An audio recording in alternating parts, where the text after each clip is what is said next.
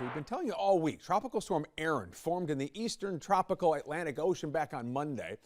Comes in the middle of hurricane season, so we're closely following the path. So, hey, Rachel, can you give us a closer look at all of this? I know you've been tracking Erin the past few days with the expectation that it's going to reach hurricane strength. Where are we on that front? Yeah, it's going to be here in the next day or two that we're going to see hurricane strength per the latest forecast in from the National Hurricane Center. Latest update coming in at 5 o'clock. Lisa will have another update at 11. We have maximum sustained winds up to 50 miles per hour. Now, the movement hasn't changed from advisory to advisory, still to the west at 17 miles per hour. And there's pretty good consistency. The smaller that cone is, the higher the confidence of where that center of circulation, not the extent of the impacts, but the center of circulation will track. And by Friday morning, we could have maximum sustained winds of 75 miles per hour, putting it at Category 1 hurricane strength. Still with the thinking that as we move towards the weekend and into the start of next week, not only is there that curve to the north and east, but likely strengthening as well to Category 3 strength. By Monday evening, could have maximum sustained winds of 120 miles per hour as a major hurricane. Yeah, so we got to watch this closely. So you're talking about there, the curve, that's what we're hoping for. Talk a little bit more about what steers these hurricanes and kind of what you're watching right now. Yeah, absolutely. So I'm going to show you the steering currents at play here.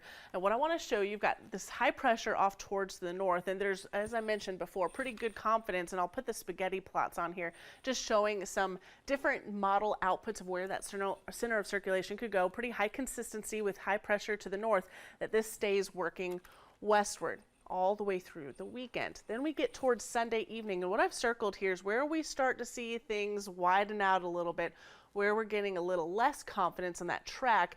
You've got high pressure now to the east, high pressure to the west, a weakness right in the middle, almost like a pathway for this to turn. The stronger the system, the earlier it'll turn. But if it's a little bit weaker, if it's a little bit further south, it may take longer to curve off towards the north and west. And there's a couple of things in play here, not only those areas of high pressure, but also this trough of low pressure to the north. If that was even stronger, it would certainly kick this off to the east even faster, but it's pretty weak. And so how far south will this storm go? And of course, when is it going to make that curve off towards the north and east? And at this point, most data suggests that it curves north and east fast enough that this is a non-issue for the East Coast. However, you'll notice the European model there in green is just a little bit further west. It's still a possibility that it clips a little bit closer to the United States. We've got a lot of time to watch this. I mean, this is next Wednesday. It's Wednesday today. We're talking about 7 days from now.